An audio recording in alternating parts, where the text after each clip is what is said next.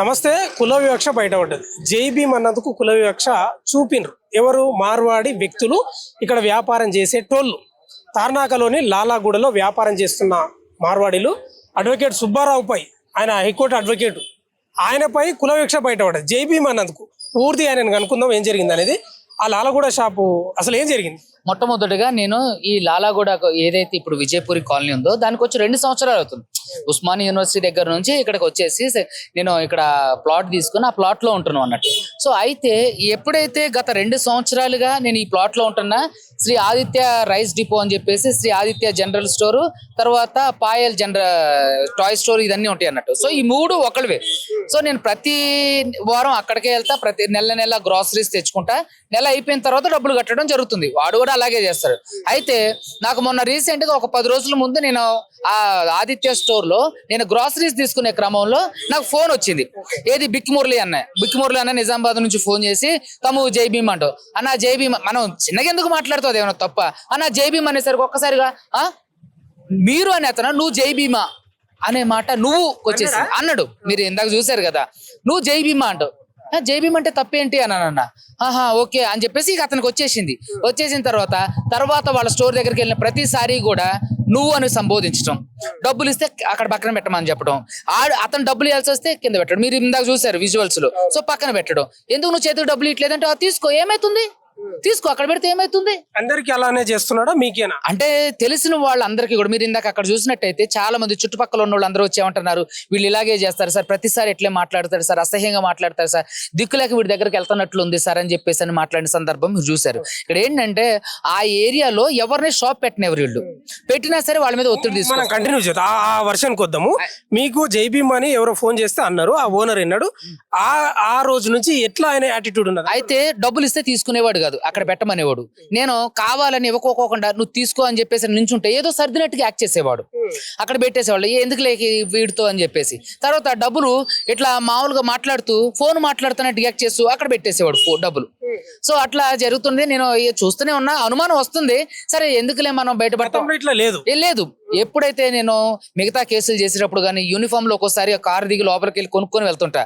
So sir నమస్తే అనేవాడు. ఎప్పుడైతే ఇది వచ్చిందో నేను వీడు పలానా అని అనుకుంటూ తర్వాత అంటే చిన్న చూపుగా మాట్లాడడం, అంటే మార్వాడి లాంగ్వేజ్ లో ఒక మైనర్ ని పెట్టుకొని మైనర్ తో వర్క్ చేపిస్తుండ్రు. మార్వాడి లాంగ్వేజ్ లో మాట్లాడుతుండేవాడు నా గురించి. వాళ్ళిద్దరు నవ్వుకుంటుండ్రు, మీరు ఏం మాట్లాడుకుంటారు, మీకు హిందీ వచ్చింది, తెలుగు వస్తుంది కదా, తెలుగులో మాట్లాడుకోవచ్చు కట్టే, మేమేదో మాట్లాడుకుంటున్నాంలే అని ఇట్లా మాట్లాడడం. తర్వాత అక్కడ సరుకులు తీసుకున్న తర్వాత ఆ సరుకులను కూడా కవర్ లో వేసేటప్పుడు మనమే కవర్ తీసుకోవాలి, కింద నుంచి వంగి. ఆయన ఎవడో అక్కడ కవర్ తెచ్చుకో, వేరే వాళ్ళకి కవర్, అక్కడ చుట్టుపక్కల ఎవరైతే ఉన్నారు పెద్ద వాళ్ళు, వాళ్ళకి వీళ్ళే కుర్రోడే వెళ్ళి, అక్కడ ఉన్న మైనర్ కుర్రోడే వెళ్ళి కవర్ తెస్తారు. ఆ కవర్ లో సరుకులేసి ఇంటికి కూడా తీసుకెళ్ళిస్తారు వాళ్ళ వెనకాల వెళ్ళి. కానీ నువ్వు కవర్ తెచ్చుకో, అక్కడ ఉందా నేను ఆ కవర్ లో వేసుకో, అన్ని ఏది కావాలా అన్ని నేనే వేసుకోవాలి. సో అది నేను అంతగా పట్టించుకోలేదు, గమనించలే. ఎప్పుడైతే నేను చేయి చాపినా సరే డబ్బులు ఇవ్వకోకుండా కావాలని కింద పెట్టిండు, అక్కడ నేను అడిగి, నువ్వు నా చేతికి డబ్బులు ఎందుకు ఇవ్వాలి, తీసుకో, ఏమైతుంది అక్కడ ఉన్నాయి తీసుకో అని ఇలా యాటిట్యూడ్ గా మాట్లాడి ఈ అంశంలో కుల వివక్ష చూపుతున్నాడు ఆయన. అండో నువ్వు జైబీమాన్ అని నాతో అన్న దగ్గర నుంచే డిఫరెంట్ మెంటాలిటీ వచ్చేసింది అన్నట్టు. అతనికి డిఫరెంట్ గా బిహేవ్ చేయడం, డిఫరెంట్ గా మాట్లాడడం, అసహ్యంగా మాట్లాడడం, అంటే సిగ్నల్ గా మాట్లాడడం, నా గురించి ఏదో మాట్లాడుకొని వాళ్ళు నవ్వుకోవటం మార్వాడి భాషలో, ఇలా జరగడం జరిగింది. జైబీమ్ అంటే వాళ్ళకి ఎందుకు వివక్ష, లేకపోతే వాళ్ళు ఏ కోణంలో చూస్తున్నారు జైబీమ్ అనేది? అంటే జైబీమ్ అంటే కేవలం దళితులే అంటారు. సో నన్ను దళితులే అనుకొని ఈడు దళితుడు అని చెప్పేసి ఇట్లా అనుకొని వాళ్ళ ప్రాస్పెక్టివ్స్ లో వాళ్ళు అనుకొని ఇక డైరెక్ట్ గా వాళ్ళు ఎట్లా దళితులు కానివ్వండి, లేకపోతే బీసీలు కానివ్వండి, వాళ్ళు అసలు ముట్టుకొని వాళ్ళు రాజస్థాన్ ఆ ఏరియాలలో ఆ రోడ్ లో కూడా నడవనివ్వరు వాళ్ళని స్టిల్ ఇప్పటికీ కూడా. సో అట్లా వీడు నేను అనుకుని, తెలిసిన తర్వాత తెలియనప్పుడు ఒకలా ఉంటుంది, తెలిసిన తర్వాత వీడితో ఎందుకు మనం ఇలా ఉండాలి, వీడు కూడా బానిసే. నేను ఎంత పెద్ద ఉద్యోగం చదవనివ్వండి, నేను ఎంత పెద్ద ఉన్నత స్థాయిలో ఉండనివ్వండి, నేను ఎక్కడైనా చేయనివ్వండి, ఎంతమందికన్నా న్యాయం చేయనివ్వండి. సో వాడి దగ్గర నేను అంటరాని వాడికి ఎందుకు అయిపోయా. సో అక్కడ నాకు చాలా బాధ అనిపించింది. రాత్రి నేను అడిగా, వాడు దానికి సరిగైన సమాధానం చెప్పలేదు.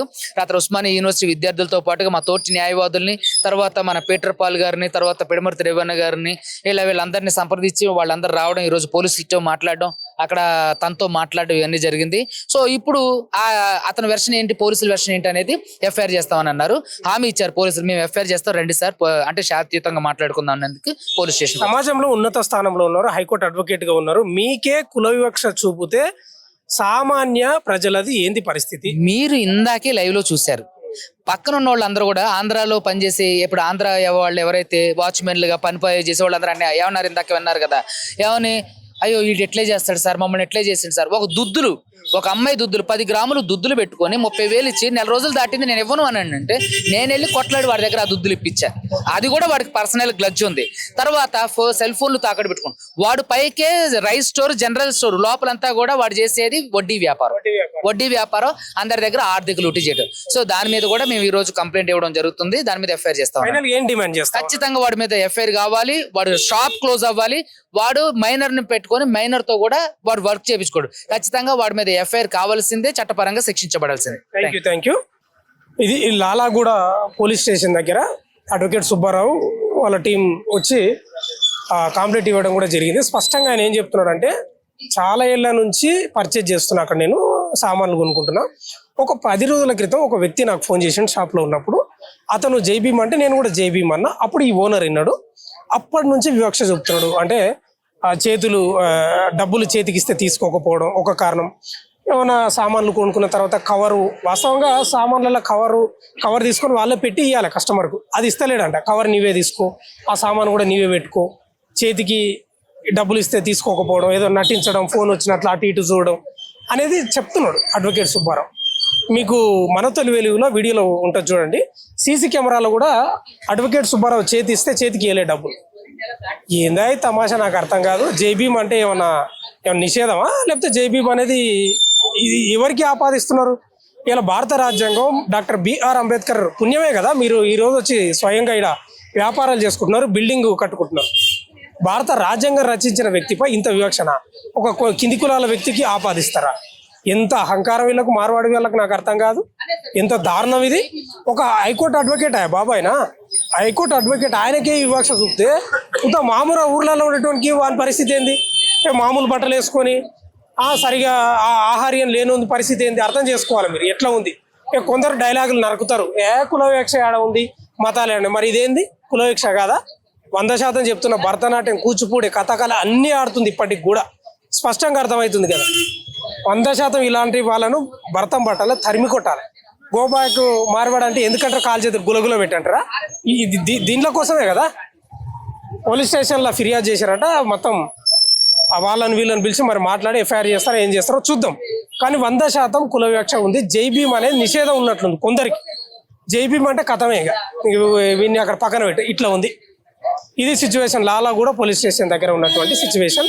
మరి కేసు ఎఫ్ఐఆర్ అయితే నమోదు కాలేదు, అయితే చూడాలి, చూద్దాం. ఇంకా అప్డేట్స్ అందించే ప్రయత్నం చేస్తా. చూస్తూనే ఉండండి మన తొలి వెలుగు.